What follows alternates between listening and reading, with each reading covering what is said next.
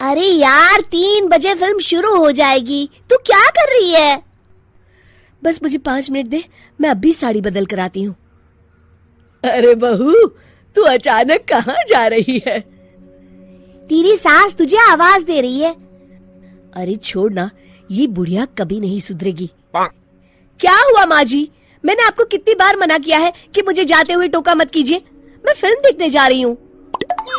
तू अभी चली जाएगी तो मेरे लिए खाना कौन बनाएगा बहू? सुबह से भूखी बैठी हूँ।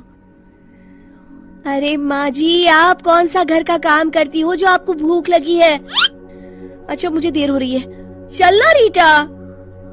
अंजलि के जाते ही सीता देवी अपनी किस्मत को कोसते हुए सारा दिन घर में भूखी बैठी रहती हैं। इस तरह अंजलि अपना बहू होने का कर्तव्य कभी नहीं निभाती थी। वहीं दूसरी तरफ अपनी सास के खाते से पैसे निकाल के अपने शौक पूरे करती थी। लेकिन सीता देवी इस उम्मीद पर थी कि एक दिन उसकी बहू सुधर जाएगी। फिर एक दिन सीता देवी की जुड़वा बहन गीता देवी वहाँ आती है। अपनी बहन को घर के काम करते हुए देख गीता देवी आग बबूला हो जाती है। अरे ये सब यहाँ क्या चल रहा है सीता? तेरी बहू कहाँ है जो तू घर के काम कर रही है? सीता देवी भावुक होकर रोने लगती है। अब तुझसे क्या छुपाऊं? मेरी बहू रत्ती भर भी मेरी इज्जत नहीं करती। मजबूरी में मुझे घर के सारे काम करने पड़ते हैं। वो तो बस सारा दिन अपनी सहेली के साथ सैर सपाटा करने में लगी रहती है। अच्छा, तो उस चिड़िया के पर निकल आए। तू चिंता मत कर, मैं ऐसी कई बिगड़ैल बहुओं को ठीक कर चुकी हूँ। अब मैं इस चुड़ैल से निपटूंगी। तू कुछ दिनों के लिए मेरे घर चली जा, मेरी बहू तेरी अच्छी देखभाल करेगी। फिर दोनों बहनें आपस में साड़ियाँ बदल लेती हैं और सीता देवी अपनी बहन के घर चली जाती हैं। देर रात अंजलि जब घर आती है तो अपने कमरे का नजारा देख उसकी आंखें फटी की फटी रह जाती है। हे राम, मेरे कमरे का एसी कहाँ चला गया? और मेरा 56 इंच का एलईडी टीवी कौन ले गया? अंजलि तैस के साथ अपनी सास के कमरे में जाती है। तभी वो देखती है कि उसके कमरे का एसी और टीवी उसकी सास के कमरे में लगा है और गीता देवी आराम से एसी की हवा खाते हुए सास बहू सीरियल का मजा ले रही है। अच्छा, तो ये सब इस बुढ़िया की कारस्तानी है। अभी इसे बताती हूँ। ये सब क्या है माँ जी? आपकी हिम्मत कैसे हुई मेरे सामान को हाथ लगाने की?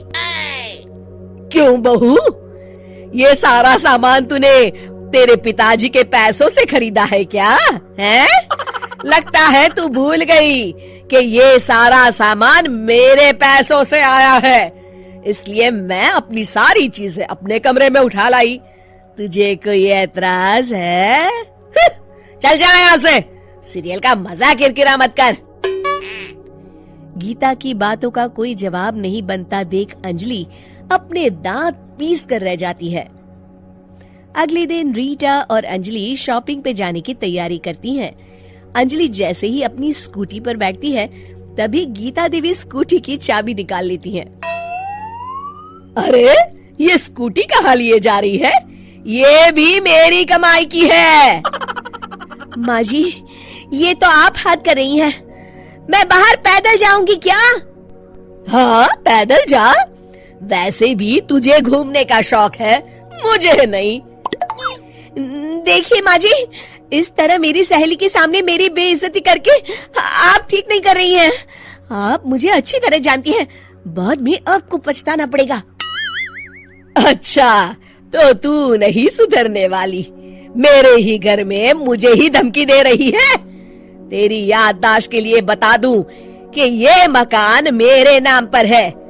अब तू देख, मैं आज ही अपने बिल्लू वकील को बुलाकर ये सारी जायदाद अनाथालय को दान कर देती हूँ, फिर तुझे एक ढेला भी नहीं मिलेगा। गीता की बातें सुनकर अंजलि के पैरों तले जमीन खिसक जाती है। अरे, अगर तेरी सास ने तुझे अपनी जायदाद से बेदखल कर दिया तब तो तू सड़क पर आ जाएगी।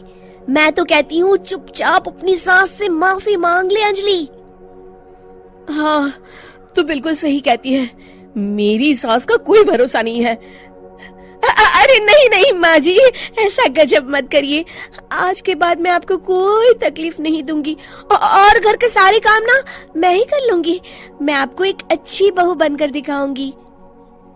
कुछ दिनों के बाद, ये लीजिए माँ जी, आराम से गाजर का हलवा खाइए। खुशबू तो बहुत अच्छी है। हाँ माँ जी, वैसे मैंने सब काम कर लिया है, तो मैं आपके पैर दबा दूं? आप आराम से हलवा खाइए। इस तरह गीता देवी अंजलि को सही रास्ते पर ले आती हैं और सीता देवी वापस अपने घर में आकर रहने लगती हैं।